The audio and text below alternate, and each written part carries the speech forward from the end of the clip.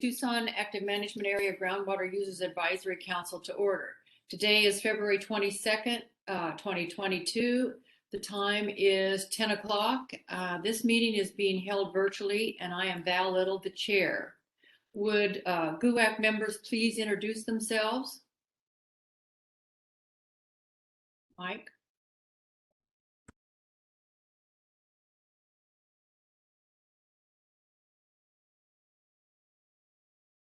Oh, This is Pat Jacobs. Pat's here. Yes, I represent the Central Arizona Project and the Arizona Water Protection Fund, as well as myself. Okay. Mike, you got yourself unmuted now. There you go. I'm sorry, Mike Block, retired Metro Water District. Doug, where are you, dear? Doug Greenland, Cortera Marani Irrigation District. Okay, Tim, are you with us? Tim Tomier, City of Tucson. There you go. Okay, we've got a quorum. Everybody's here. Would ADWR staff members present please introduce yourselves? Good morning, Chairwoman Little, members of the council. My name is Kyle Miller, AMA Director. Good morning, Chair Little. This is Natalie Mast. I am the other AMA Director, and I'm responsible for the management plan. Good morning, I'm Chairman Little and members of the council. My name is James Effner. I'm an analyst with the Colorado River Management section here at DWR. Good morning. My name is Jenna Norris, and I coordinate the Governor's Water Council. Good morning, GUAC Coordinator. Good morning, Brad Niska, Administrative Program Data Specialist. Good morning, Madam Chair. My name is Madison Moreno. I'm the Municipal Data Specialist. And good morning, my name is Amanda Long, and I'm the AMA Planning Manager. Okay, we got ADW staff here in abundance. We got more? Did I forget anybody? Everybody got introduced? Okay. If audience members are interested in introducing themselves, please type in your name and affiliation into the chat box, and I'll try to keep an eye on the chat box so that I don't miss you. Okay, moving on to item number 2. I would like to start with item number 2, which is webinar logistics. Kennedy, you're up. Thank you, Madam Chair. Good morning, everyone. So we're just going to go over some few webinar logistics before we get started. Just as a reminder, please keep your phone muted during the meeting if you are not speaking. If you have any questions or comments, please feel free to put them in the chat box and we'll read and address them at the end of the presentation. If you would like to speak to the council, the call to public is your time to do so. And this meeting is being recorded, and once it is generated, we'll get it posted to ADWR's website and our YouTube page. And if you're having any technical difficulties, please feel free to contact our help desk, and their information is on the screen. And that is all I have. Thank you. Okay. Any questions or comments? We'll move on to item number 3, GUAC webpage updates. Kennedy. Thank you, Madam Chair. So recently we've added some information to our GUAC webpage. So if you go to our website and over here, the GUAC meeting page, you'll see still our calendar with our meeting invite here. And at the bottom of the Tucson page, you'll see all of our meetings being listed here. You can access our agenda, any of our meeting materials, or if you click this title page, it'll bring you to all the information. This is today's meeting. You have our agenda. So this is just a little update that we have for members of the public to find past meetings information more easily. So that's just our little update to show y'all. Okay, thank you, Kennedy. Moving on to item number 4, the election of officers. Pursuant to Arizona Revised Statutes 45-421, the GUAC shall elect from its membership a chairperson and vice chairperson for terms of 2 years. So I will open up the discussion for elections. I move Val Little for chair. Pat Jacobs, I second. Well, anybody else? Should we nominate a vice chair as well and then vote on both at the same time, or you want to do it separately? What's your pleasure?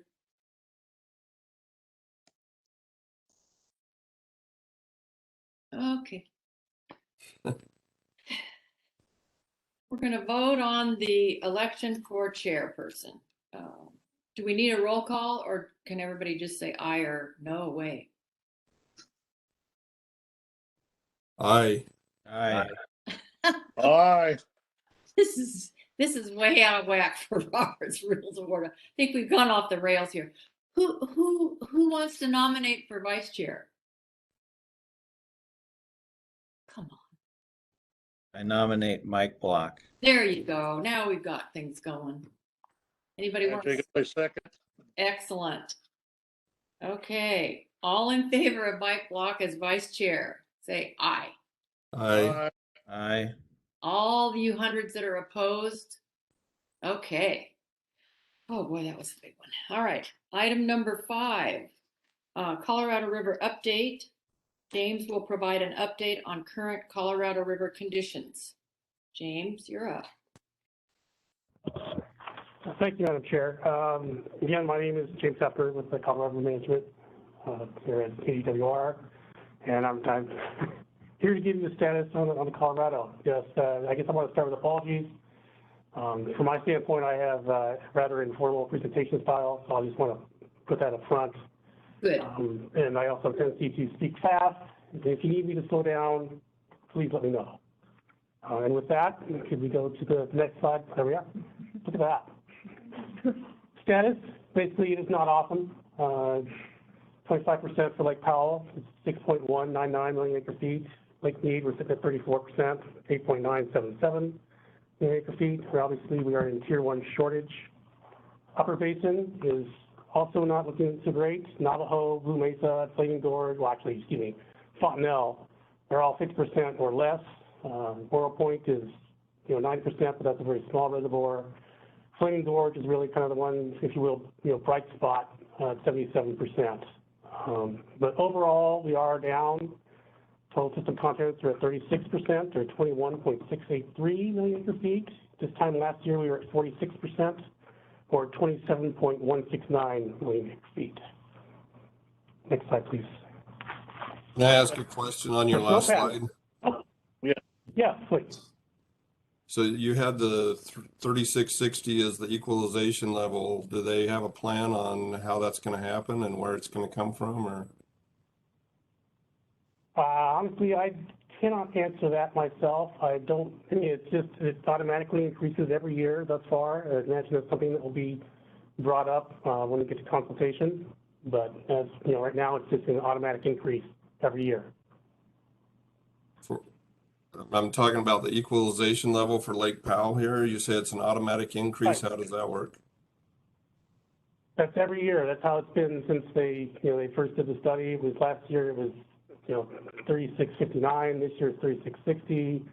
2023 it'll be 3661. It's something that's it's okay. So this isn't a level that they're shooting for to get it back to then this year. That's correct. It's an operational line. Okay, got it. But it's not a threshold that we're trying to reach. Okay. Madam President, Pat Jacobs, may I ask a question? Certainly, yes. These small reservoirs, some at 50 or 29%, are those going to be filled before to replenish them before they allow flow into Lake Powell? Or do we know? That, I'd say that remains to be seen. They all have their own operational rules and guidelines that they have to work under. So whether there's any flexibility there, that's unclear at this point. So there's no bureau policy about that? Oh, okay. Generally, I can't speak to whether or not there's an overall policy. I do know that the individual operators have to operate within their guidelines. Madam President, Pat Jacobs. Sure. Last year, they took water from those small reservoirs to keep Lake Powell above operational level, whatever. By the way, the operational levels are an agreement. I think they're part of the 2007 working agreement. And then the drought contingency plan allowed the taking of the water from those other areas, reservoirs. But I couldn't find where, if they have to fill those back before they fill Lake Powell. That's why I asked the question. Right. Right. It's a question. No, that's a great question. And, sorry. Go ahead, James. Thank you, Madam Chair. I was just going to say that the drought operations were included in last year's. As of now, there are not anything. There's nothing included in the current projections. Again, they have to wait through all the operational rules. But that is, I can't foresee or forecast rather whether or not they'll be using them in the same manner they did last year. But they did indeed release water last year as part of the drought operations.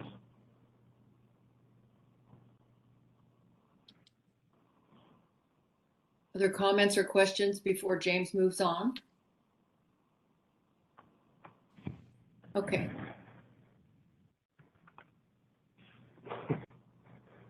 Snowpack. Much of the same story. We had a great start end of last year, but we have more or less flatlined in the upper Colorado. This is as of February 15th. We were sitting at 91% of the median. That's the latest 30-year period. And again, not so awesome going forward. We are having a little system coming through, maybe a little more of a low system, but it's very cold. So they've had a little uptick since then, but we are still sitting around 9% of the median. We're, where it would be this time of year. California region is actually, as of February 15th, was 82% of median. They are currently down in the low 70s. I included them here because, as things get bad for them over in California, they're going to be looking more to Colorado to make up that shortfall. But short version is, there's a short amount of time left. There's still a chance to get some more snow. But we are, we're about 44 days out from the median peak, still about 2 months left in the accumulation season. So we're hoping for the best here. But right now we're below median. Next slide, please. Runoff forecast, likewise, has not been, you have the same story here. The January forecast was about 61 million acre, or 6.1, million acre feet. So February it was down to about 5,000, pushing units, 5 million acre feet. But and since then dropped, and now we're actually looking at maybe 4 million acre feet as of today. So that again has not been in our favor, but there's still a little bit of time. But thus far, it's not looking very well. James, before Next slide, please. Go ahead. Oh, go ahead. Sorry. No, go ahead. Sure. The brown dotted line escapes me. I just can't figure out what that means, and I can't find it in the fine print. What is that? Just the one that slowly increases, or the one that's pretty April bottom? 2022 to August 2022. There's a dotted, looks like a brown line, and I can't find it in the. I don't know what it means. I'd have to double check the website, but I believe that's the actual runoff itself, and it comes off. So it's it starts coming off in April, and then gradually it comes off for the water year. But I have to double check that. I can certainly get back to you on that. Yeah, I'm completely confused. I'm sure everybody else understands it, but I don't. Colorado. Madam President. Oh, somebody knows. Yes, sir. Hi, Jacobs. Yep. I'm not going to put my life on it, but I believe that's the April projection. They start for the August. I don't know if it's an average or what, but April is when they project for the end of the year, and right. That may be where we're at. That's all well and good, but I don't see where it's indicated in the key. There's nothing that tells us what that is. I'm probably missing something. It's probably some. Anyway, let's move on because it'll reveal itself. James is going to explain it to me later. I will get back to you with that. Okay. Chair. Big deal. Okay, bigger picture, I don't know, slightly bigger picture. This is the water year, what does that mean? February, most probable, we are now at 7.26 million acre feet, or 76% of the average, to 9.6 million acre feet. That's down from January, 1.5 million acre feet. The overall range from the min and max, 5.63 million acre feet to 10.67 million acre feet, respectively.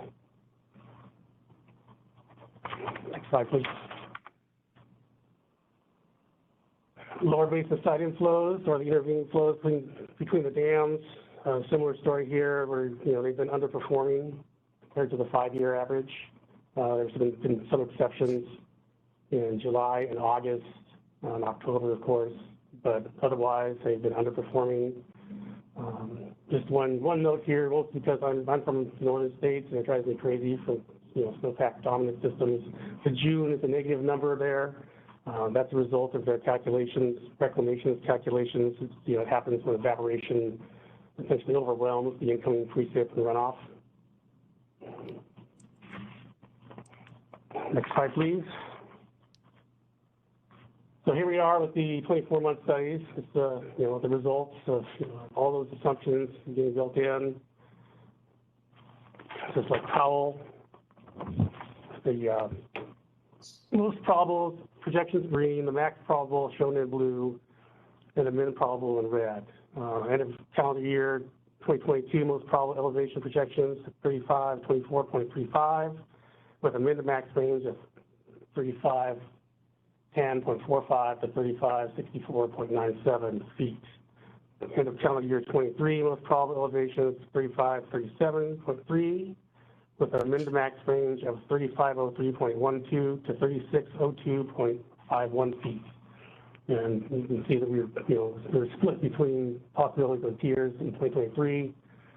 Most probable upper elevation balancing tier. For the most probable, we fall in the middle elevation release tier, and for the min probable, we fall into the lower elevation balancing tier. Just for clarity, I think I mentioned before, or perhaps not, but as far as the drought response operations, the DROAs, this is singular. There is no planned releases from those upper reservoirs included in this. There is some drought operations related to altered releases from Lake Powell. They're holding back 0.35 million acre feet from January to April, and that water will be released at a later date. So the overall total release from Lake Powell is unchanged. Next slide, please. Looking at Lake Mead end-of-month projections from the 24-month study, a very tight range at the end of calendar year 2022. Most probable is 1050.26, with a range of the min to max from 1047.84 to 1052.33 feet. End of year calendar 2023, most probable elevation projection ends at 1037.63, with a min max range of 1021.43 to 1046.72. Before you move, minimum probable projection. Yep. Go yes, ahead. please. Somebody I was spoke. just going to say that. Go ahead, Madam Chair. Before we move off this slide, I just wanted to comment that we hope for the best outcome. We look at the most probable, but we have to plan for the worst case scenario. And this does not look good. And planners better get to planning. Okay, sorry. Go ahead, Gene. Thank you. Next slide, please. Okay, now these are the 5-year probability tables. This is from January. This is a combination of the CRIMS, the midterm model, plus the CRSS, the 88, 2019 stress test hydrology. This is actually probably the last time you'll see this combination presented. Reclamation is moving from the combination with CRSS to just strictly using CRIMS for the 5-year projections to be consistent with their 24-month studies and the 2-month probabilistic projections. CRSS is not going away, but is going to be retained for use with longer-term projects and planning. As far as what we're actually seeing here, in terms of Powell, looking at 2023, we've got a 60% probability that we'll have a 7.48 million acre feet release, 10% probability that we'll be in the upper elevation balancing tier, and a 30% probability that we fall in the lower elevation balancing tier. Looking farther out, the probabilities of being in the upper tier or equalization increased to about 30% in 2024 and about 40% in 2025 and 2026, with the alternative being mid elevation or lower respectively. For those of you thinking about minimum power pool elevations, and these are also available. I apologize they weren't included in these slides, but they are available on the website. I can provide them as well. But the percentage traces, hitting minimum power pool or below in any month has been actually it's status quo for 2022, about 3%. It's actually been reduced from 34 to 8% when you're comparing the August runs in the August tables versus the January tables. And then in the out years, the chance of the percentage of traces reaching a minimum power pool in any month range from 20 to 25% as compared to 25 to 34% from the August tables. Next. Looking at Lake Mead. Obviously, we're Tier 1 shortage this year, but going forward, the likelihood of staying in any shortage condition is at least 90%. The next few years, about over 95 or 95 and over through 2025. 2023, the percentage shift with an increasing chance of moving to Tier 2, 70% of the traces. And in the out years, the percentage of traces below 1050, at least a Tier 2 shortage, remain about 70%. Possibility of seeing Tier 3 shortage is close to zero, according to CRSS runs for the next couple of years. But by 2025, 26, at least 30% of the traces result in end-of-year elevations less than 25. And then again, for those of you who are thinking more of in terms of whether adverse conditions could occur in any given month, the percentage of traces falling below 1020 in any month is near zero for 2022, 23, excuse me. But between 36 to 47% in 2024 and beyond. And again, just one point I'm going to make here is that these were initialized with the January CRIMS model. I mean, these were essentially started with the previous inflow forecasts before they were downgraded. Just one more grain of salt, if you will. And that essentially concludes my update. If there's the only additional questions, I can certainly take them either here or if you want to contact myself or Rachel Von Nexen at here department. Also, if there's any links or any information that you've seen here today that you would like to just have direct access to it, I'm more than happy to provide those as well. So, thank you. Thank you, James, very much. Questions and comments? Madam Kim? Chair, I have a question. Sure. Could you go back one slide to the Lake Mead graph? And at the notes, it includes the 2007, the drought contingency plan minute 323 and the water scarcity contingency plan. Do these projections include the 500 plus plan? The short version for that is they include some of that. Those activities, as they are, an agreements that they are signed and they are brought online, they are included going forward. Not everything that has been, or is in the works is in here. There is some, the Gila River Indian Communities contributions included in here, as well as the Palo Verde irrigation districts following. So again, some of it, as it gets incorporated, as the deals get inked, they go into the modeling. But at this point, not all of the 500 plus is included. Thank you. Thank you. Other comments or questions before we move on? Again, thanks, James. Moving on to item number 6.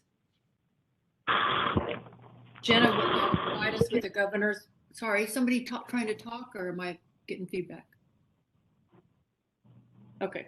Governor's Water Augmentation, Innovation, and Conservation Council update. Jenna. Good morning, Madam Chair and members of the council. You introduced me, so I'll go ahead and skip over that. My name is Jenna, and I'm going to just share with you all kind of a brief update of what's been going on with the council since the Tucson GUAC last met. So I'm going to start, I believe last time we met, I did present to you all the council website, but it's been, in my opinion, improved in that the materials on here are a bit more accessible now. So Kennedy, if you want to click on that link, I'll just show you all quickly that the website's been greatly simplified. So now all of the, one second. Okay, so now if you'll see on here, if you click on meetings, Kennedy, it's similar actually to what Kennedy just showed you all for the GUACs. There's upcoming meetings and previous meetings with the videos on here, the agendas, any materials that were shared, as well as links to join the webinars for upcoming meetings. And then the other change is that we've created this documents page. So if you go over to the navigation pane, yes, there's this documents pane now where you can find any documents that were created by either the council or the committee, and they are linked to which group created them. So you can sort them by the council. If you went back down to GWAC, yes, Kennedy, yeah, that works. You'll see that there's the annual reports on here. So it's a bit easier to find things now, I think. So with that, I'll go into my actual updates. Thank you. So the council last met for their quarterly meeting on November 30th. The meeting recording is linked on the slide or on our website. Chairman Director Bishopke started off the meeting with a Colorado River update, in which he shared information about the 1030 consultation and the resulting 500+ plan. Next, the director led a discussion on additional management plans. And then finally, each of the committees shared updates with the council, and I will elaborate further on those updates in my subsequent slides, as well as share some committee updates that have occurred since this November 30th meeting. But I also wanted to point out that the next meeting of the council is coming up here in short order in about a month on March 25th, and that will be from 10 a.m. to noon. The login for that is on our website, but if you are on the council distribution list, you'll also get an email from me probably this week, if not next, with a reminder for that. Next slide. So going into committee updates, the non-AMA Groundwater Committee met ahead of the November council meeting on October 14th, and they have also met since on January 6th. So at the October committee meeting, Representative Griffin shared a summary of the 2021 legislative accomplishments for water, which was then followed by presentations on enhanced recharge from Keith Nelson, who's ADWR Senior Research Hydrologist, and from Nick Hunt, who's retired Director of Development Services for Mojave County, and I believe a current Senior Civil Engineer on contract with Mojave County as well.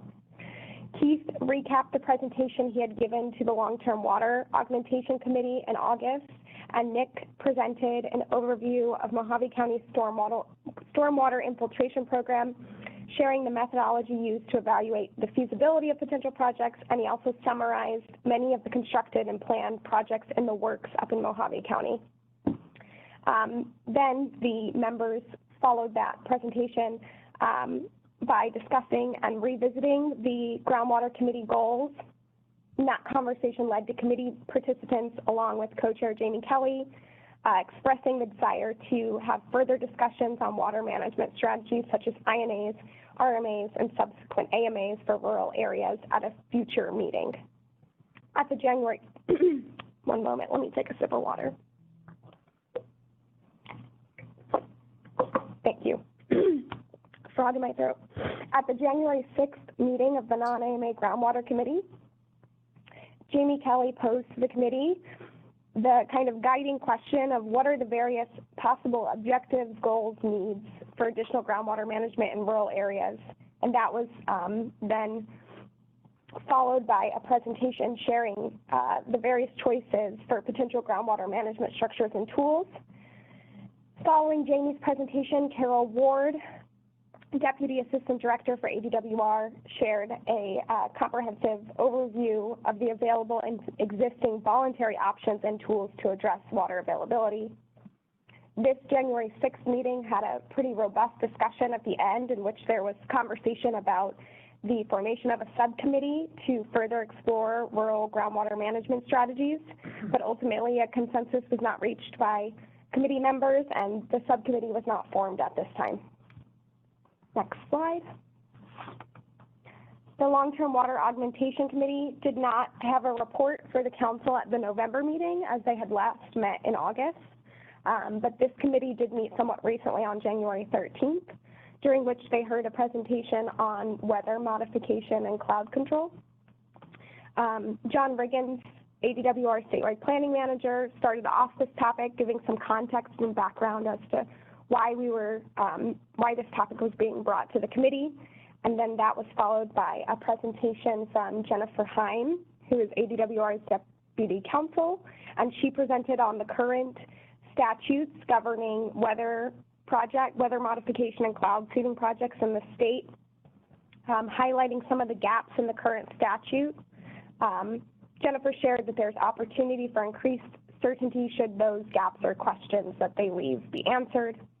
And then Catherine Rydell, ADWR Community Water Systems Coordinator, gave a really great overview of all of the various regulatory requirements and provisions for states across the country that also have weather modification, so kind of a compare and contrast. This presentation was then followed by James Walter, SRP Water Measurement Lead and Meteorologist, sharing an overview of breakthroughs in weather modification and cloud seeding science and sharing an update on the White Mountains Research Project, which is a feasibility study being done in the White Mountains through funding and a partnership between SRP, White Mountain Apache Tribe, ADWR, as well as the City of Phoenix and Tempe. This committee meeting was, towards the end of it, there was discussion facilitated by Chairman Wade Noble on the potential for the committee to begin development of a long-term water augmentation plan. And that was the conclusion of this committee meeting. Post-2025 was quite busy last year, as I'm sure you are all aware. So they actually met 3 times leading up to the November 30th council meeting, so they had a large update. During the October 5th meeting of the council, or the committee, they had heard a presentation from Ram Doba of NAMWA on the findings and draft recommendations of the Prescott AMA Exempt Well Study Group. That meeting was also followed by a robust discussion by committee members, and the draft of the Prescott AMA Exempt Well Study Group recommendations are posted to the council webpage on that documents page that we looked at earlier, and they're also linked on the slide for your convenience. And then at both the October 27th and November 9th meetings of the post-2025 AMAs committee, the committee discussed the 2021 package of proposals. These discussions were robust, spirited, and productive, and the committee co-chairs determined that potential solutions which met 3 defined criteria would be brought forward to the council. Those criteria were ideas that addressed more than one challenge or opportunity, had overall committee support, and were politically viable in 2022, considering ADWR and/or legislative leadership. So with all of that being said, at the November 30th council meeting, those committee co-chairs, Warren Tenney and Cheryl Lombard, brought forward a package of 5 proposals, which includes ideas for potential legislation, rules, and policy, as well as an additional list for potential further exploration in 2022 and beyond. So that package of proposals and ideas to potentially revisit at a future date are all posted to our website as well as linked on the slide. I know that was a lot. So that concludes the council update. My contact information is at the top of this slide. Nadine Hubbard's contact information is on here as well. She's the newest member of statewide planning and is the council facilitator helping me with council. And then John Riggins is the statewide planning manager. But if you have any questions, I can take them now. And if you have future questions, you can always send them to me and I'd be happy to help. Thank you. Thank you, Jenna. Comments or questions for Jenna? Thank you. Thank you. Okay, we're going to move on to item number 7, which is discussion of the Tucson AMA draft 5th management plan. And before we have Natalie begin her presentation, I'm going to make a point of personal privilege. I'm going to read from something that Natalie's going to reference in her presentation. I just pulled this out. This is from the Overdraft, Safe Yield, and the Management Goals of Arizona's Active Management Areas from ADWR, January 2022. 5 brief sentences. First one, although it could be possible to reach safe yield under certain limited scenarios with current practices and conditions, the Prescott AMA is not expected to achieve safe yield. Second sentence, the Santa Cruz AMA has not met its management goal. However, this status is more prone to rapid changes than other AMAs as it is significantly impacted by wet or dry conditions. Third sentence I pulled out, due to groundwater not being available for future residential development and due to the anticipated acceleration of groundwater pumping in coming years, the Pinal AMA is not currently meeting and is not expected to meet its management goal. Fourth sentence that I pulled, the Phoenix AMA is not at safe yield and will be unlikely to achieve and maintain safe yield given the resources and regulatory tools that are currently available. The last sentence I pulled out is, the Tucson AMA is at or around safe yield. However, under Colorado River shortage conditions, it may be challenging for the Tucson AMA to maintain a safe yield condition. I just read those without comment. So, Natalie.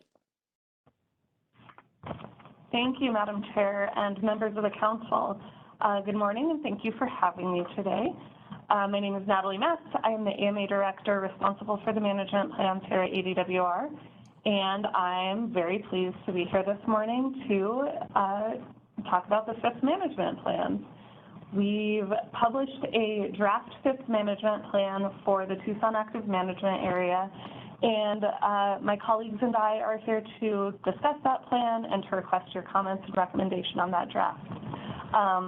Chair Little, just to reference your point of privilege there, we're not going to go too much into the safe yield conversation today, but we do plan on presenting a more detailed overview of that report and the status of safe yield in the Tucson AMA in a future GUAC meeting.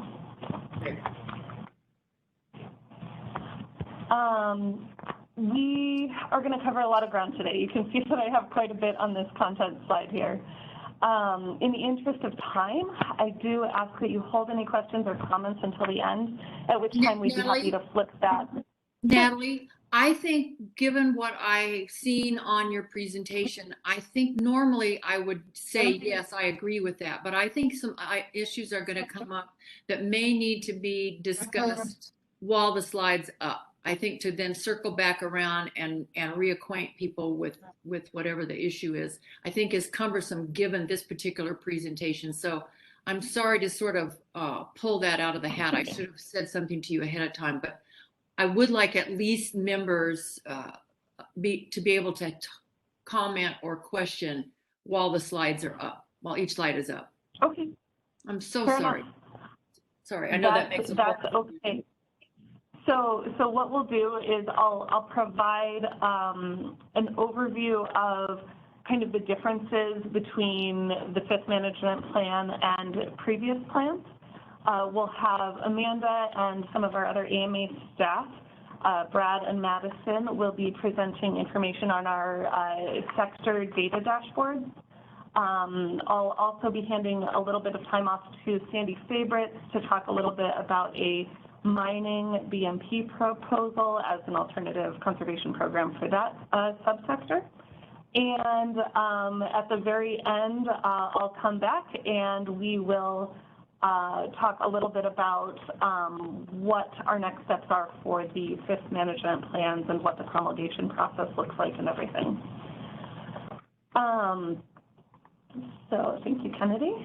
I'm not going to go into too much detail on this slide. I know you all have seen this slide before. I know you all know what the Groundwater Management Act is, but I really wanted to emphasize something here, which is that a lot has changed since the Groundwater Management Act was passed in 1980.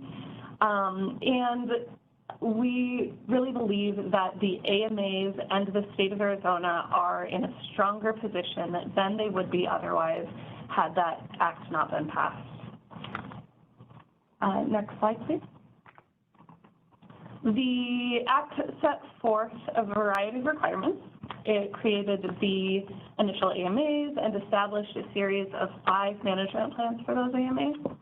The plans were designed to be incremental, gradually increasing conservation requirements over time, moving toward the management goal of each AMA, which is safe yield for Tucson.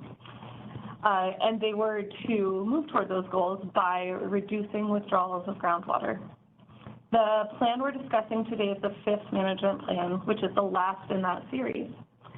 Assuming we meet the adoption timeline that I'll lay out at the very end of the presentation, the requirements in the 5th management plan will go into effect on January 1st, 2025, and will remain in effect until the legislature determines otherwise.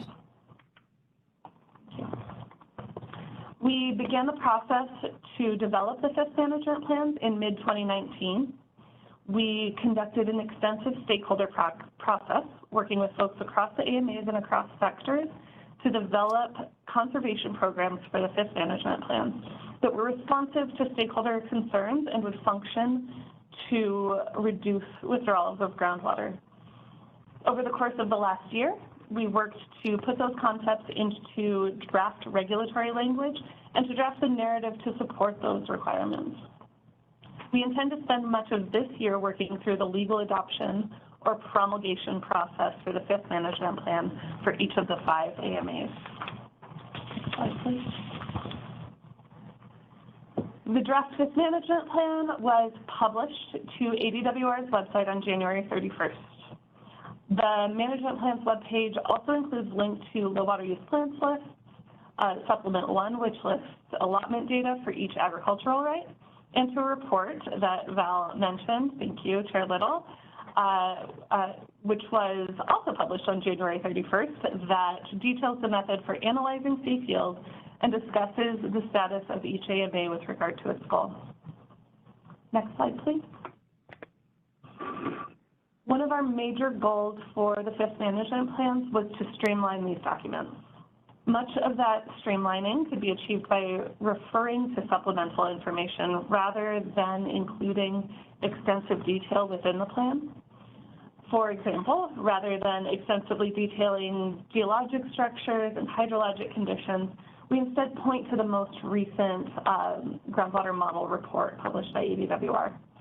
This both allows the plan itself to be streamlined and also ensures that the reader is directed to the most up-to-date information available. This was particularly important for the 5th management plans due to the indefinite timeline for this plan. By streamlining, we were able to condense the document from 12 chapters to 8 chapters, and we added an executive summary, which provides a brief overview of the document and helps point the reader to where they can find additional detail. Next slide, please. Another way we streamlined the document was moving much of the data online. I mentioned that Amanda and Madison and Brad will provide an overview of some of that data later in the presentation. Previous plans had extensive data tables printed in the document, but those tables were unable to be corrected if we found errors, and they couldn't be updated with additional years of data over time. The growth of the interactive online tools has allowed us to move much of that previously static data online, allowing us to provide additional detail and to improve our transparency by making more of our data readily available. In addition to interactive tools and downloadable data on the data page, I mentioned already that we've also published that comprehensive report, which includes a description of aspects of safe field, how it's calculated, how we analyze those different aspects, and the status of the AMA with regard to that goal. The result of these structural updates for the plan is a plan that's more accessible, easier to navigate, with data and references that will remain updated despite the indefinite timeline of the 5MP. Next slide, please.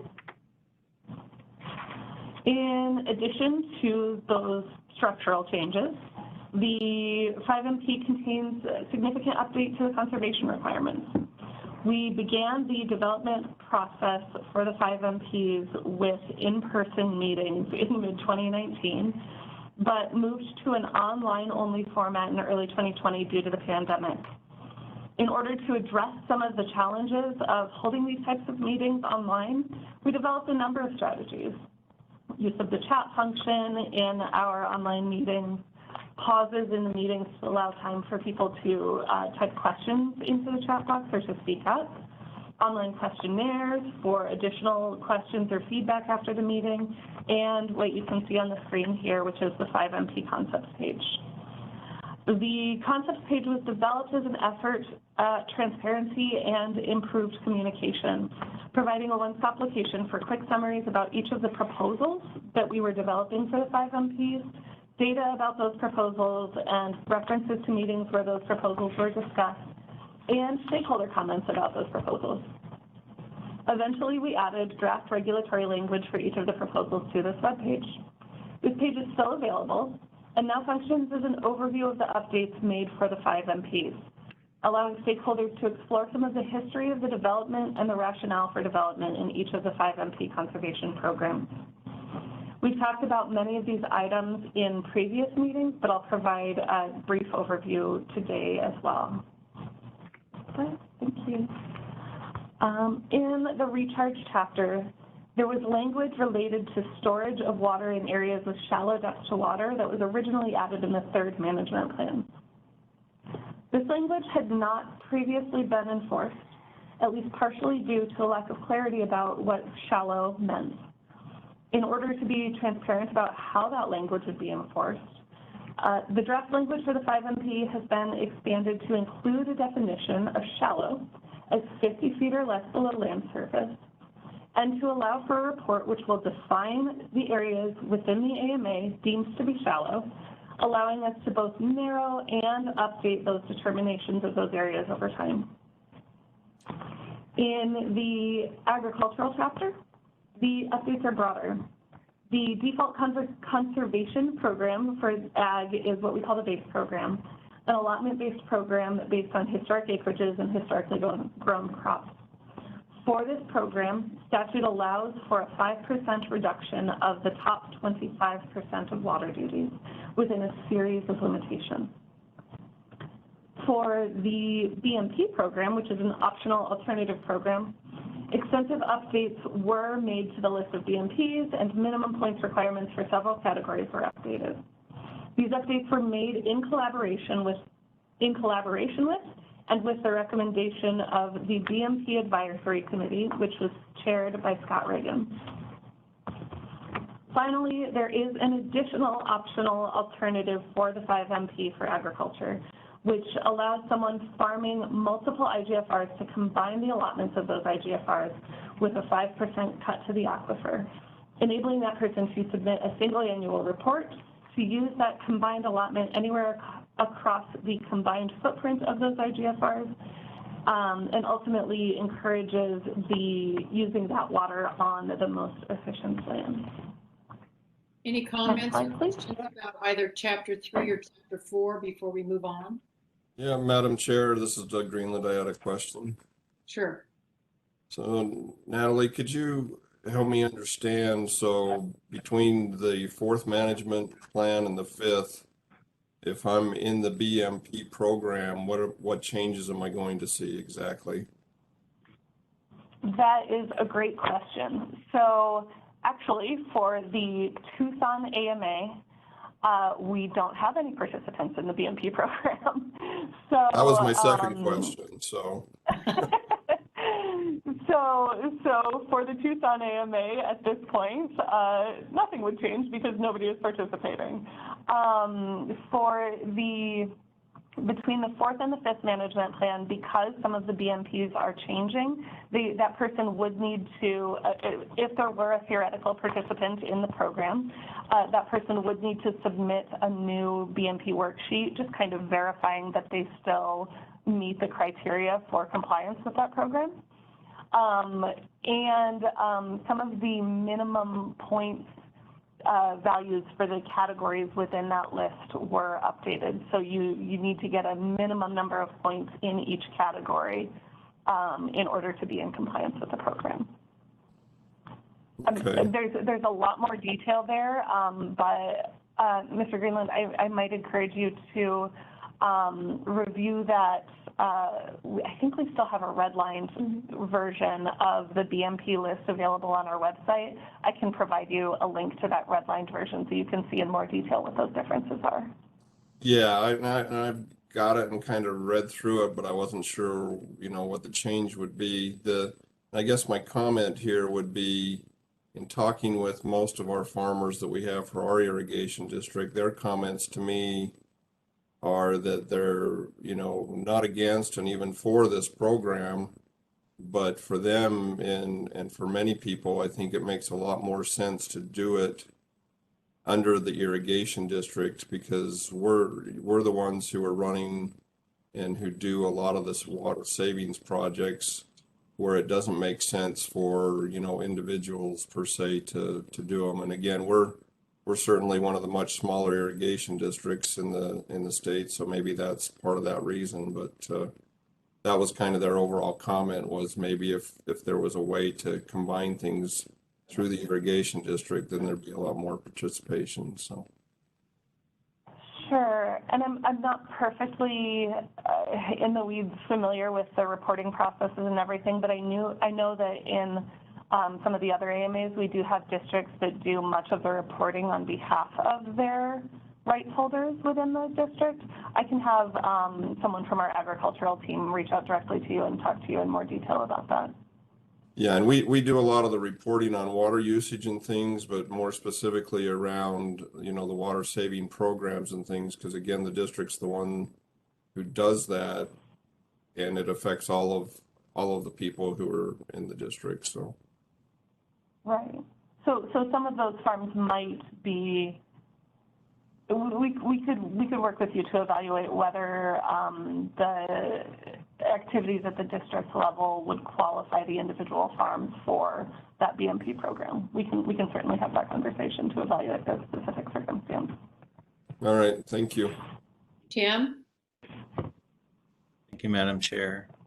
So my questions are under the Recharge Chapter 3. And this move toward trying to define and then actually include updated or even changed language with respect to shallow depth to water.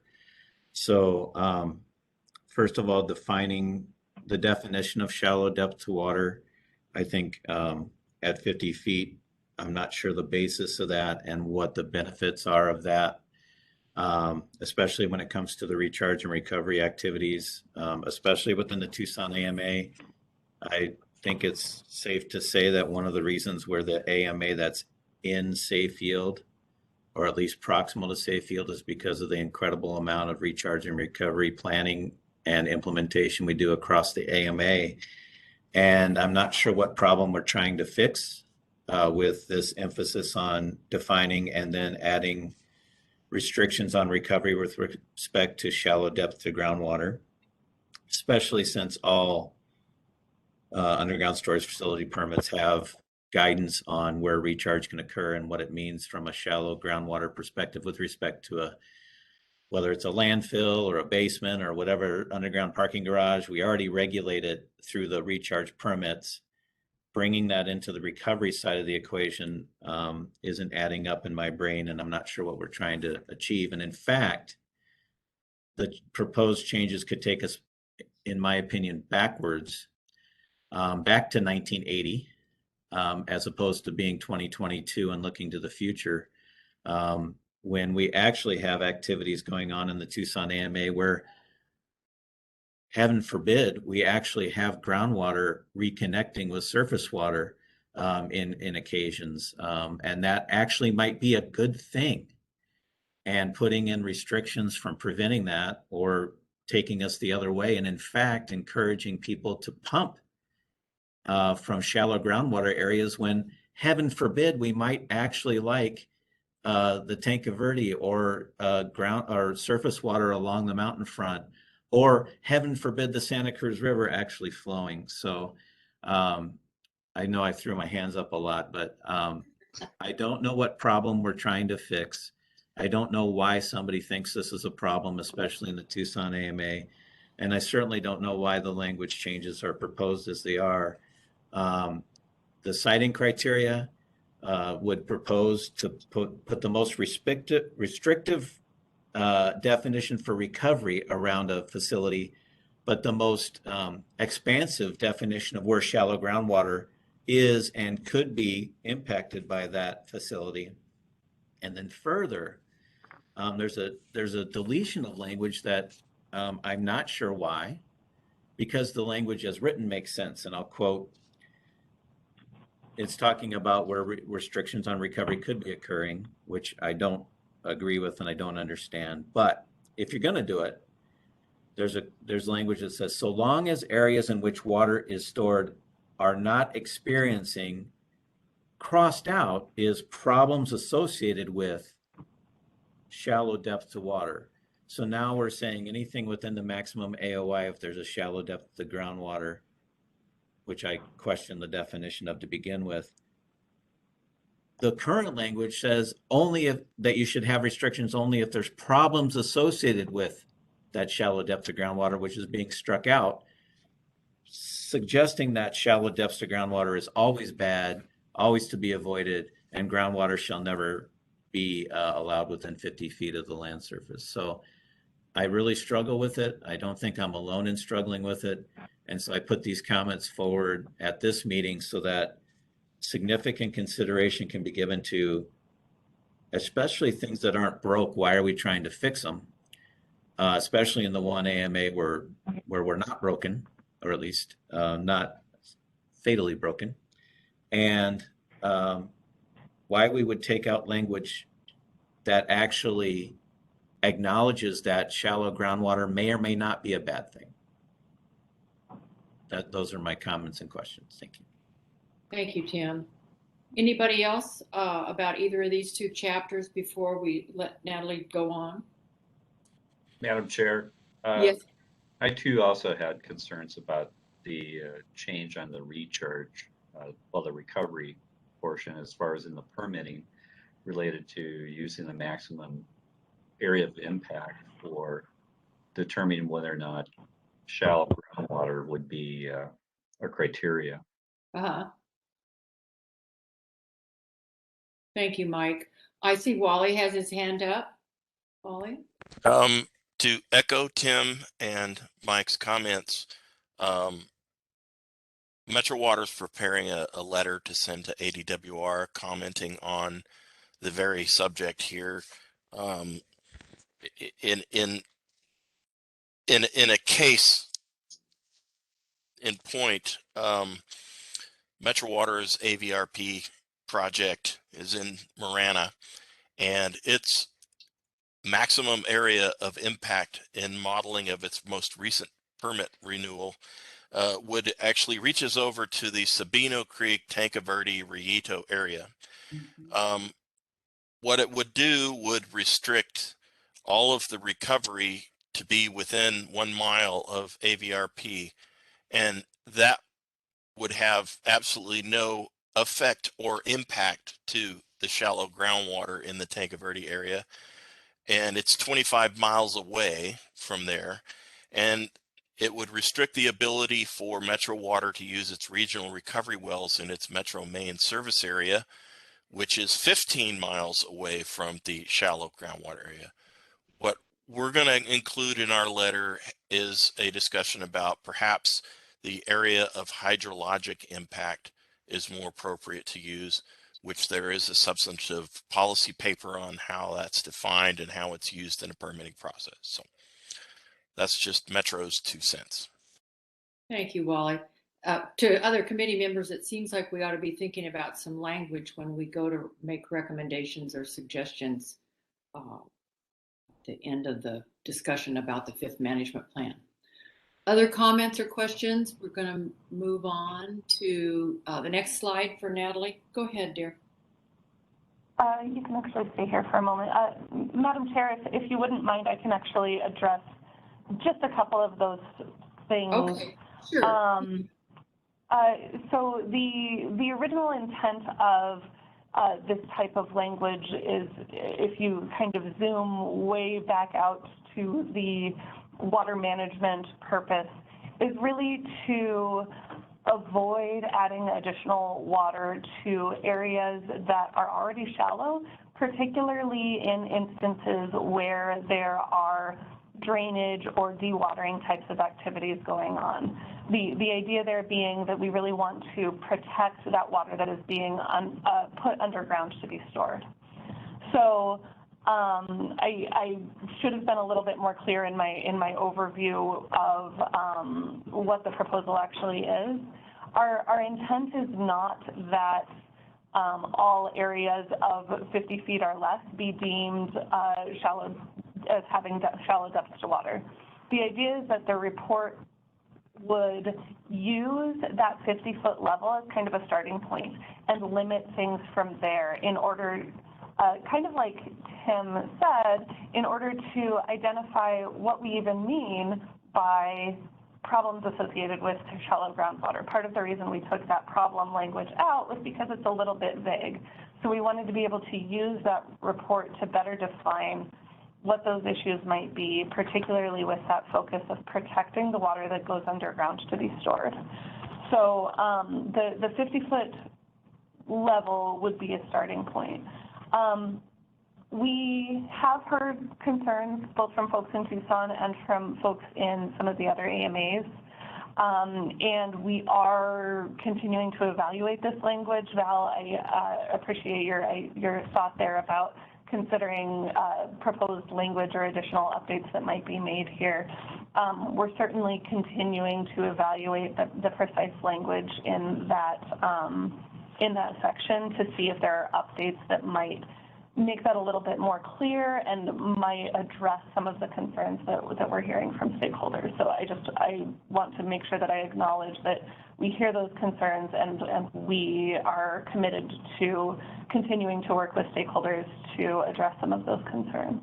I heard Wally, and I know, Tim, you're mostly out of the water stuff now, so I can reach out to John Kamik, and I can reach directly out to Wally and have some of those conversations with both of them. Does that suffice for now? This will come up again, I'm sure. I also, Go ahead. I'm sure, I was trying to have a conversation with Virginia O'Connor with the water bank if this language would be impacting the water bank recovery. Unfortunately, she has a family situation right now. If ADWR could reach out to her once she returns. Yes, I can absolutely do that. Yes. Thank you. Good. Okay. Well, we've got a little more work to do on that one. Okay. Any other comments or questions before we move on? Okay. Chapter 5 and Chapter 6. Chapter 5 and Chapter 6. In the municipal chapter, we again have multiple programs here that we made updates to.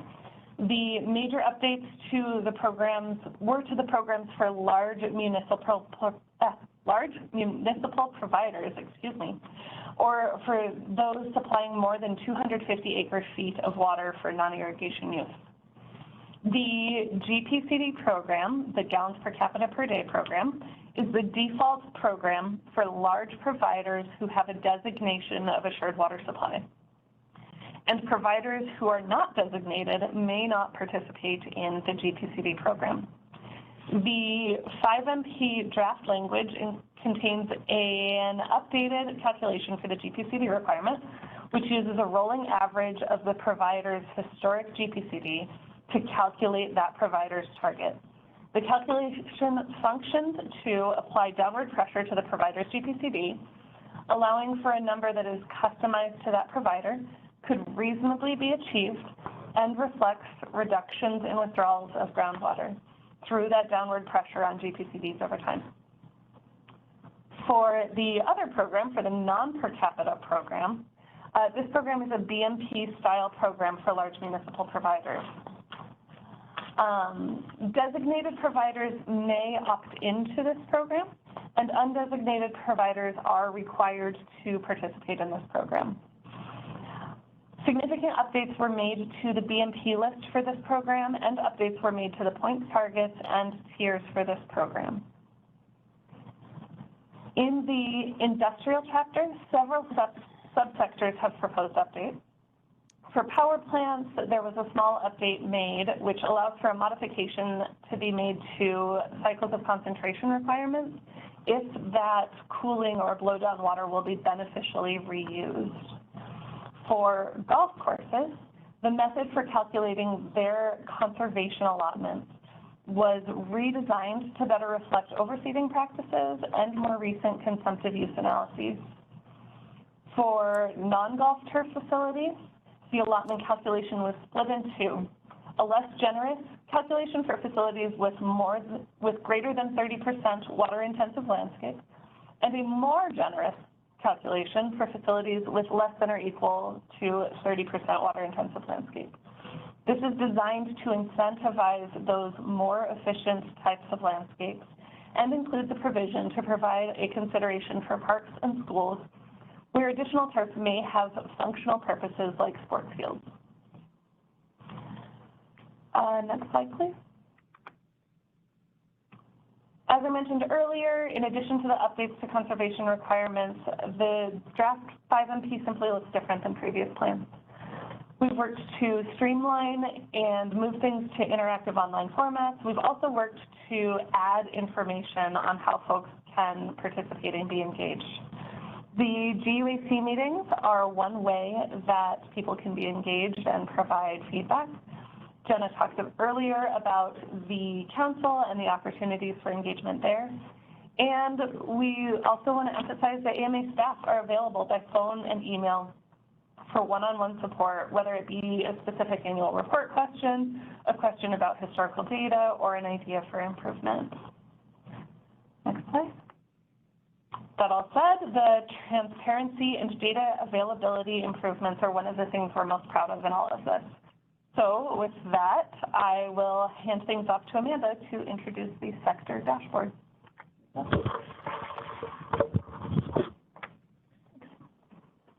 need the keyboard too.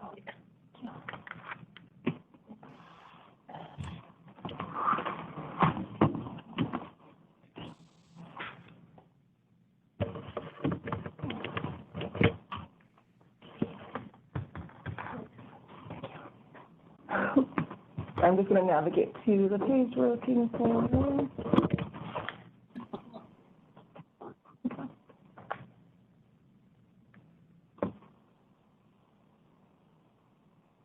Okay. Good morning, Madam Chair and members of the council. My name is Amanda Long, and I am the AMA Planning Manager. So along with our two data specialists today, Madison and Brad, we'll be walking you through the sector data dashboards.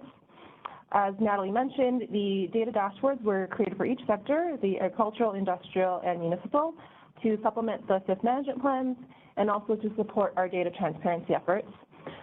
She mentioned as well that in the past, data that was included in the management plans were static and didn't cover the entire management period, and the data was difficult to update. So for the SIF management plans, we have removed a lot of the data within the plan itself into these interactive dashboards. So these dashboards can be updated in every year. with the most up-to-date data and also can be filtered to the information that the user is most interested in.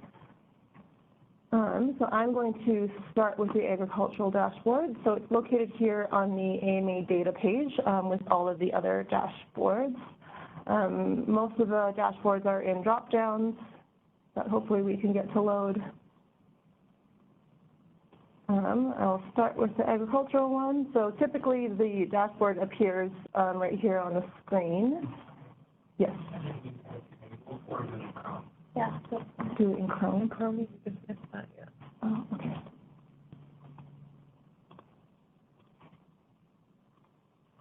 Yes.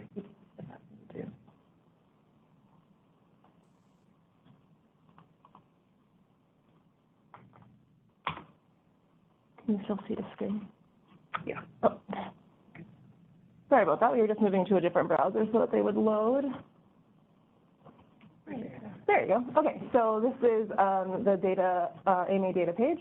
So there's several dashboards on here, including the 3 that we're going to talk about today. So you can scroll down to the dashboard that you're interested in. So I'm going to start with the agricultural one and pull the drop down. And you can work within the dashboard within this drop down itself, or you can open up the dashboard so it's a little bit bigger and easier to see. So there are 7 pages of the agricultural dashboard. The first page shows irrigation acres over time, as well as water used over time by type. And on the left, you can filter by year and by AMA, and then also by water type. So I'll go ahead and click on the Tucson AMA, and then you can pick a water type to filter to. And you can filter by year, or if you're interested in a specific number of years, you can choose the frame that you're interested in. Okay, so the second page shows what's similar to the bottom of that first page, except you can search by individual groundwater right. So in the search bar here, you can type in the right that you're interested in, and click on the right, and it will show you the water that's used over time and by type. And then on the left here as well, there is the allotment quantity for that right, and then the number of acres. And then you can also move this bar over and filter that by time. And then there are 2 other helpful links on this page. The first is to our DocuShare website, where users can find historical information on the right. And the second is to the groundwater rights map.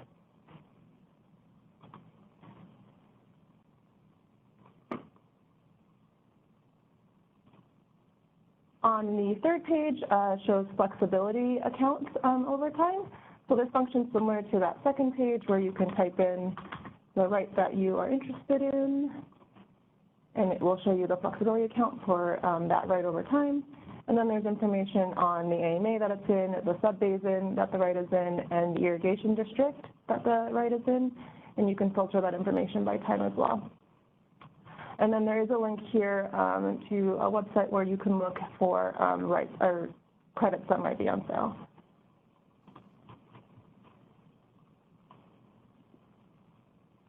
So on the this next page, Somebody has a question? yeah, does this show how much in lieu water is being used? the in lieu water is actually included under groundwater. That's what I thought, which kind of doesn't help this AMA to really kind of show what's going on. Okay. Thanks for that feedback. It's something that we definitely can split out if that's more helpful to the user. And that is another thing about these dashboards, is they are easy to change and kind of manipulate. So if there are items that you feel will be easier for the user to see and use, then that's definitely feedback we're willing to take and adjust. Yeah, because we have quite a bit of in lieu groundwater being used in the AMA. Really, a lot of people don't have the knowledge that it's not strictly groundwater being used, but there is called river water being supplied by the municipalities. Okay, thank you for that comment. We'll definitely look into changing that for you. So here on page 4 is water supply by irrigation district. So here you can choose the irrigation district that you're interested in, or start typing the one if you can't see it right away. So you can pick an irrigation district and it'll filter by water type, and then again you can adjust that data by year. So these two next pages are for the Best Management Practices program. It shows the number of BMPs that are being implemented. So this one is for category 3, and then the next page is for category 4. And that information can also be filtered. For this, we have data for 2018 to 2020, and then you can filter it by AMA. There's only participants, as Natalie mentioned before, in Phoenix and Pinal, so there is no filter for Tucson, Prescott, or Santa Cruz. But if a participant did join, we could add those filters in. And then the last page is just some definitions that might be helpful to someone using this dashboard. Madam Chair, so this is Doug Greenland. I have a question. Yes, Doug. So just to echo what Vice Chair Locke was saying, if you go back to that Cortero Marana Irrigation District slide that showed all the groundwater used there, I would guess that if the in lieu water is shown there, it would probably wipe out half of that groundwater. Okay, thank you. I really appreciate those comments. Wouldn't surprise me that others in the area are very similar. So It would be helpful to have that clarified and be able to show that. Yeah, thank you for that comment. We can make that update to the dashboard. Great. Okay, so I'll go ahead and close the one for the egg program, and I'll pass it over to Brad to show you the industrial dashboard. Good morning, Madam Chair and members of the council. Again, my name is Brad Miska. I work as an industrial data specialist in the industrial program, our industrial-specific dashboard. Our first dashboard here just shows demand by subsector. On the y-axis here, we have acre feet shown in millions, and then years to go back to 2000 to 2019. And on the right, we have it broken out into the facility types that are make up the different subsectors of the industrial program, represented by color in here. And if you'd like filter out, you guys have Tucson. As you can see, it's dominated by metal mining, and if you just hover over, you can see more specifics on the data. You can filter by subsector. We broke down turf a little more, as it is made up by several different components. And yes, same as the agricultural dashboard, just filtered by years if you would like to see more specific data. Moving on. This we decided to break it up by supply source, so you could see where the water is coming from a little more in depth. Again, pretty similar to the first one, just more focused on supply source. So percent of total use on the y-axis on the left, and then years on the bottom. Facility types over here on the left, again, broken up turf into more specifics. So Tucson here, if you'd like to see, say, sand and gravel specifically. And if you hover over, it will show percentage. Let's try to get a little more percentage in there. So yeah, 32% here. Just nice to be able to break up the data in more depth. And again, years down here, same as before. With that, we'll move on to turf facility demand and allotment over time. So the red line at the top is the allotment quantity predetermined by us, and light blue is compliance use, dark blue is total use. And the compliance use is the total minus the flex balance, which is 20% of their overall allotment. On the left, we have acre feet here, and then again, year on the bottom. Same as before, just different AMAs, the facility types, and you can decide you can see whether or not they use groundwater, yes or no. And then finally, our last page is just definitions similar to agricultural. And with that, I will pass it to Madison Marino with the municipal program. Thanks, Ben. Hi, Madam Chair and members of the council. I will be presenting the municipal program dashboard. as you can see, this first tab is just a basic overview of municipal provider information. So as you can see, it's already filtered to City of Tucson. And you can actually look through this search bar to see specific municipal providers, and it gives a basic overview of any information that is available. And for this pie chart, it's the 2020 supply by water type, and if you hover over, you can see the actual quantity and percentage of each, and the demand over time shows the actual acre feet over time through 2000 and 2020. That covers the majority of the dashboard. On the second slide, it mainly covers supply and demand through the lens of large and small providers. As you can see, the supply over time bar graph is broken up by water type, and if you hover, same thing, you can see the different values. The default for this page is large providers, so we have it broken up, and you can flip through each one to see the difference. And same thing with the filters, where you can filter out to Tucson and see the difference there. The demand over time line graph is mainly broken up by customer type of non-residential, residential, and urban irrigation. And that is also, you can mess around with the water type filter does not apply to this, considering it is only covering the customer type. So the next slide.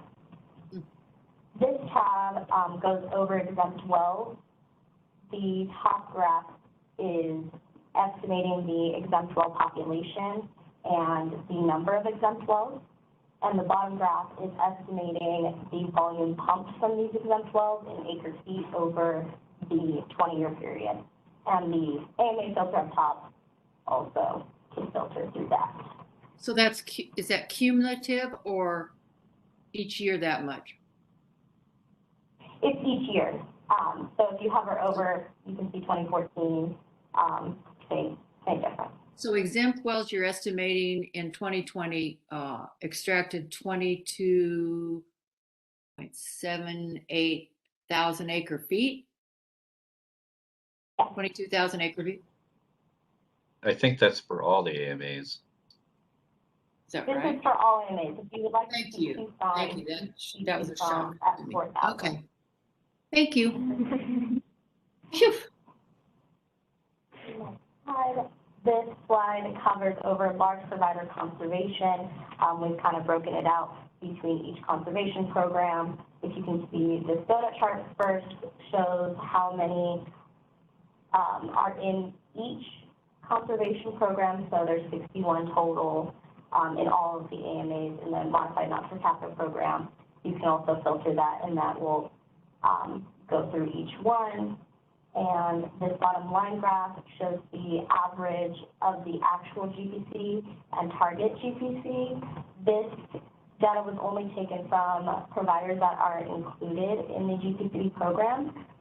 We keep track of all the GPC, but this is only from the providers in that program. This top bar chart shows that the 10 most frequently implemented BMPs, you can filter out the reporting year and show which year you would like to see. We just have 2020 up as the most recent, and you can see how many BMPs were chosen and how many people implemented them. The lost and unaccounted for water chart shows how many providers were within each of the percentages of LNU. As you can see, the green is in compliance, and red, just gets higher and higher. And that is only shown from 2016 to 2020. We added those 5 years just to get that. And the next slide is just a basic definition of municipal specific words.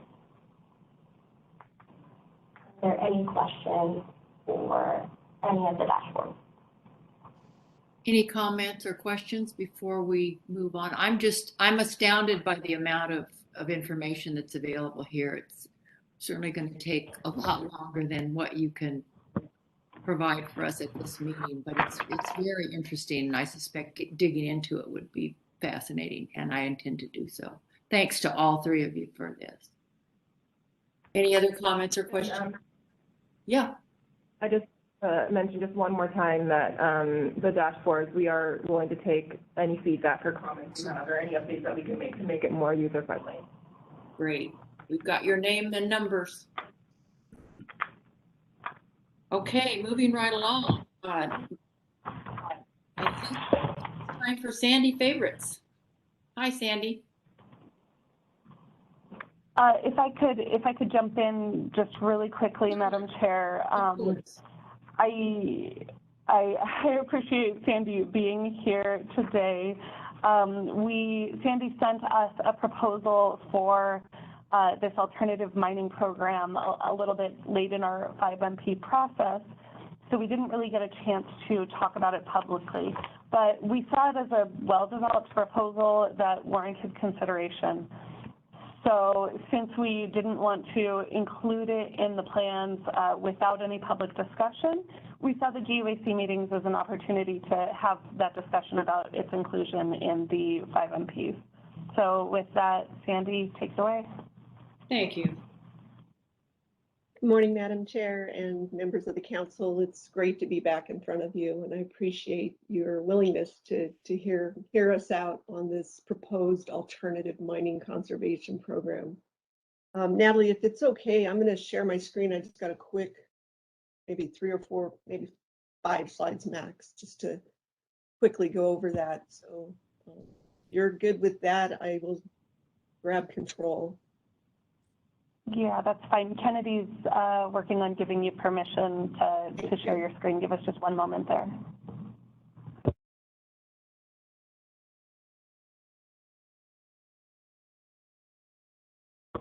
Just a few cautions, not cautions, so to speak, but just qualifiers as I walk through this proposal. The proposal was developed with the Arizona Mining Association, with the other mines who are involved in that association. However, not all mines share the desire to implement this program, so this is why we switched it to more of an alternative program. So I'm really just representing Freeport, although the Mining Association has endorsed the program as a viable option. And so with that, I will try to share here. And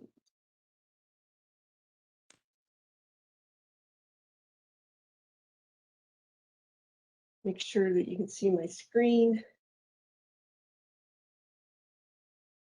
Got it. Okay, great. Again, this is a proposal being forwarded, and I focused on Freeport primarily, and I just wanted to kind of give you just a couple of, just a little bit of background. As we were reviewing the current program in the 4th management plan, and I'm going to focus a little bit on that because that was the program we had in front of us at the time. Really, what we are finding is that the program is really focused on tailings management.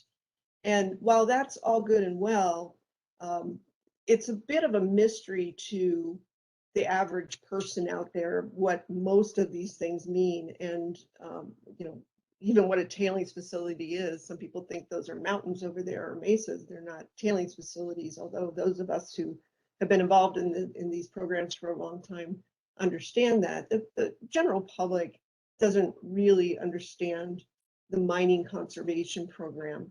And so we wanted to attempt to make the program more transparent and more easily understood and broader in scope. Tailings management is extremely, it is one of the biggest safety programs we have in our mines. And a one-size-fits-all approach to tailings management is a little problematic because each mine is very different. And you have different types of mines, and how each mine manages its tailings based on the soils and the geology can really affect that, how those tailings are managed and to meet safe operating requirements. A lot of focus has been put on tailings management recently. There's been several extreme events, excuse me, particularly in other countries where you've seen large blowouts of tailings facilities. And so what we were trying to do here is really focus the program a bit more on a site-wide water conservation program to help people understand all the different uses that are going on at mines, and the fact that, you know, we really are managing water use beyond just the tailings. The existing program, as you know, and you've seen it before, you know, it gives you an average density over a certain period of time. That's been reduced. That period of time has been reduced for the fifth management plan, and allows the director to, you know, modify that for a short period of time based on certain conditions, you know, happening in the mine.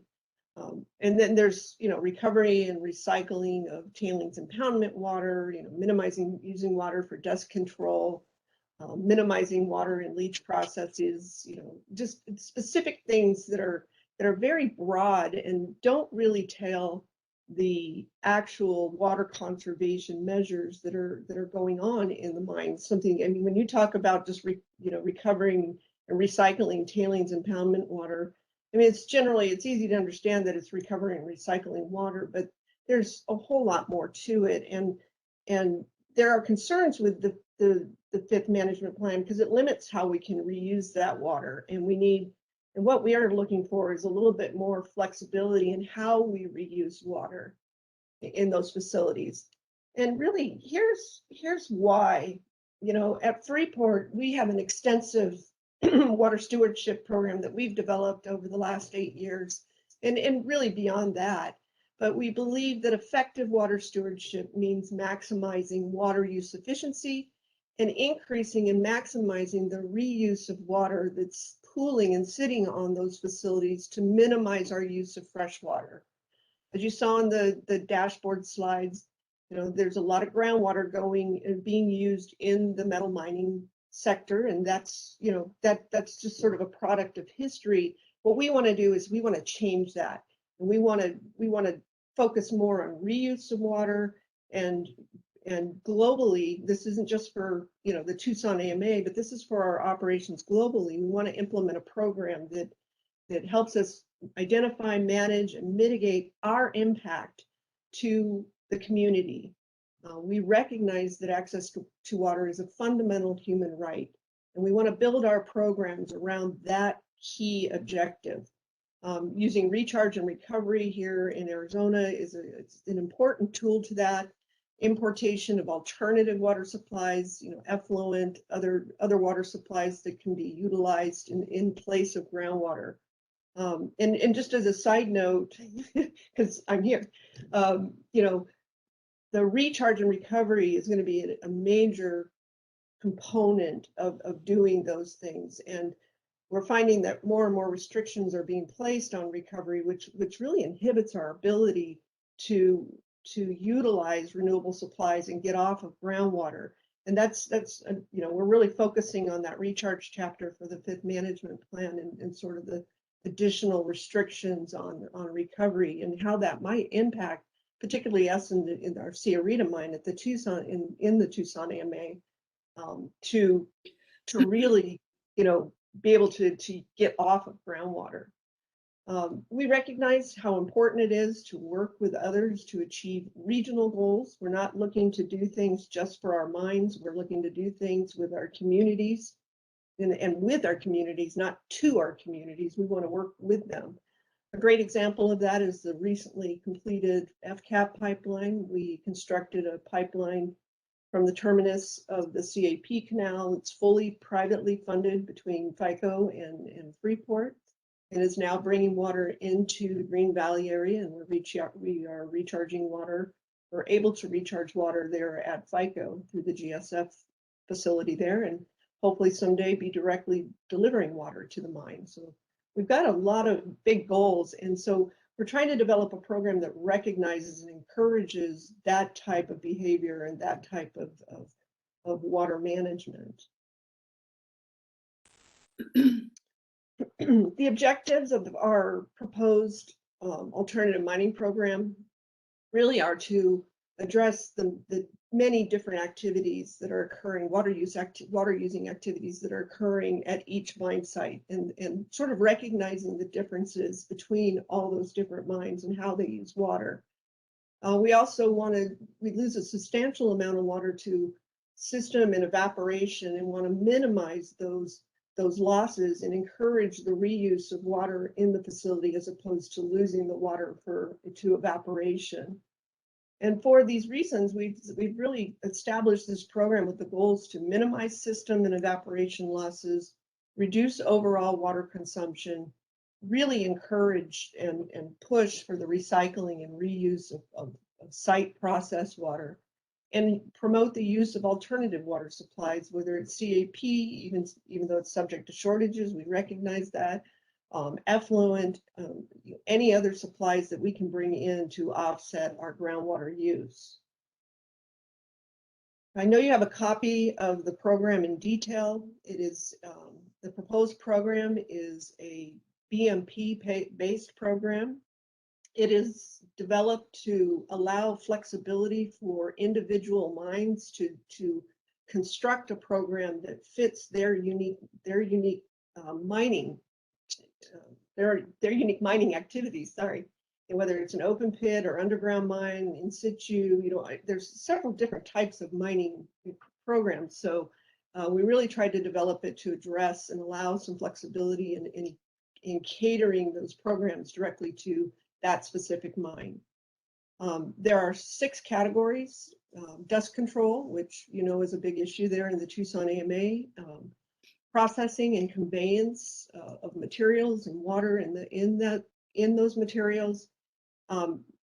Obviously, tailings storage facility management, reduce system and evaporation losses, address our cooling systems. And again, and probably the really highlight this program is encouraging the recycle and reuse of reclaimed water.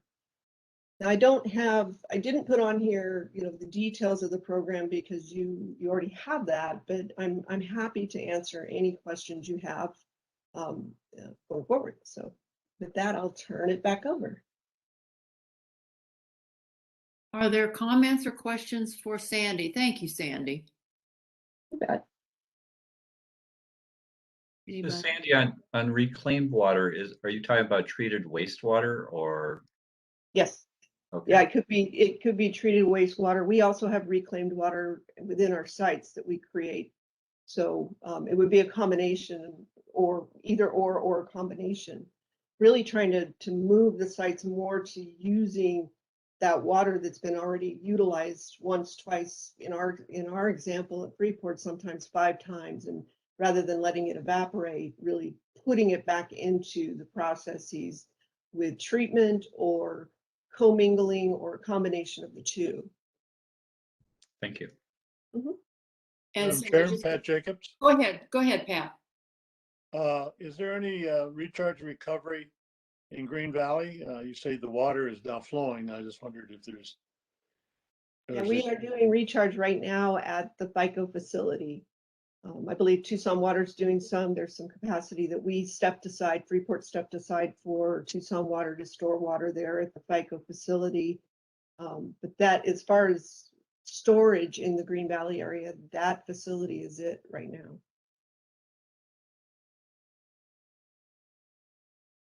Sandy, for clarification, this would not have any impact on the existing mining program. This would be a separate and distinct alternative program.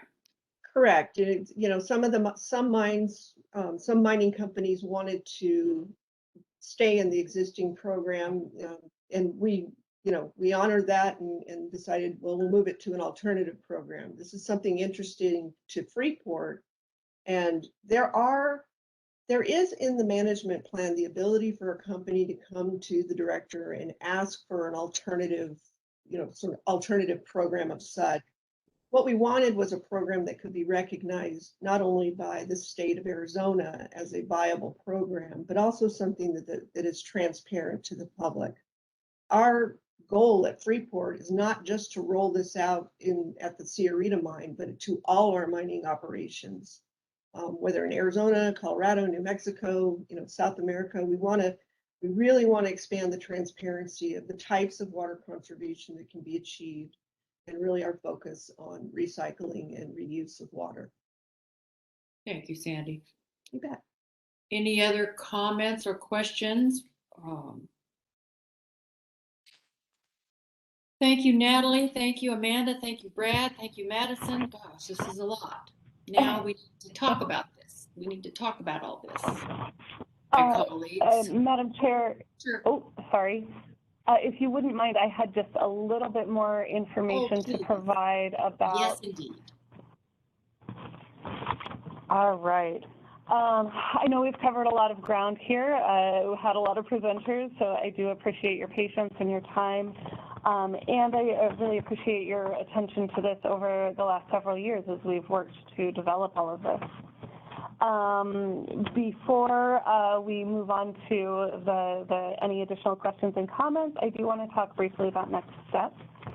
The statute does indicate that the GUACs are to make recommendations on groundwater management programs and policies for the active management area and comment to the area director and to the director on draft management plans for the active management area before they are promulgated.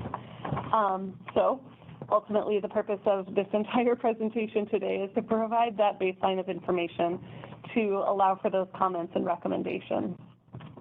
Next slide, please. The timeline here shows our development and adoption process for the management plan. We are currently in the light blue portion of this timeline, although we're in that last little bubble there.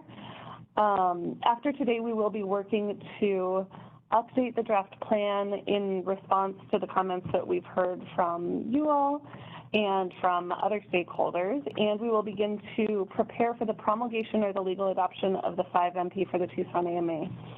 The promulgation process is defined in statute and also includes a comment period, beginning on the day the promulgation order is issued and the hearing is announced, and it ends at 5 p.m. on the date of the hearing.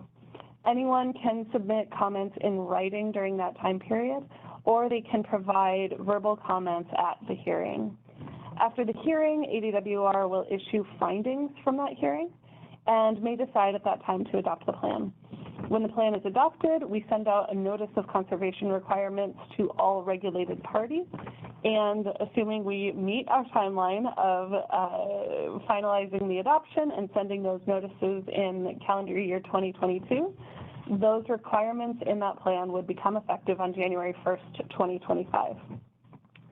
So finally, Madam Chair, I'll hand it back over to you and the members of the GUAC. I do again want to thank you for your time, and I would like to very respectfully request your comments on the draft 5th management plan and your recommendation on the promulgation of that plan. And I would gladly take any questions or comments at this time. Thank you very much. Could you go back one slide, please? If we are in the third box of the light blue, did I understand correctly that the initial drafts will be discussed and commented on throughout the calendar year? This year, we've got the whole year to do that. No, Mike's shaking his head. I misunderstood. Yeah. No. Oh, sorry. Go ahead, Mr. Block. My understanding is we're coming up on the deadline the end of this month as far as for public comment on the draft plans. Right. So our intent is to complete the full promulgation process, the full adoption process for all 5 5th management plans by the end of this year, which will allow those requirements to go into effect on January 1st, 2025. So we are discussing the initial drafts now, and then we intend to publish an updated draft in response to GUAC comments and public comments ahead of beginning that promulgation process, that legal adoption process for each active management area. We plan to start our first promulgation process probably toward the end of next month. And will you do it AMA by AMA? Yes, we'll do one AMA at a time. So we'd like to be the last because we're the least problematic, and it gives us more time to get clarification on these 3 items that we've drilled down on during the presentations. Is that okay with the group? Yeah, that would be my concern too, is that we have sufficient time to address the recovery issue, and Maybe because they want some kind of action from us. I don't think we're going to say today, oh yeah, we're fine with it, move on. Maybe what we need to do is take an action, make a motion that we'll look for clarification of the shallow depth to groundwater issue, and also to help Doug to get some clarification that the ag BMPs are okay through irrigation districts. I think that if any wording needs to be clarified, I know staff said we have done it or it has been done, but maybe it needs to be put in writing in the management plan, if that's an option. And then what the recommendation is or wording coming out of ADWR for the alternative mining proposal. Madam, Yes, sir. I'd also include the in lieu, that we make sure it's clearly defined and separated. Got that? Okay. Does that work for you folks? Does that work for ADWR staff, Natalie?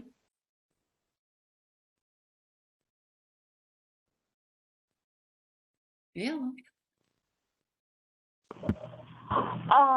So I will need to discuss with the director about the order in which we are adopting the plans. We hadn't fully finalized that order or announced a calendar for all of that yet. I sort of said that tongue in cheek, but it would help us if we had a little more time to chew on our issues.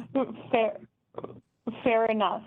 Unfortunately, someone has to go first, so we will certainly take that request into consideration as we're finalizing that calendar and announcing the hearing. Okay, we're counting on you, Natalie. Pat? Madam Chair? Yes, sir.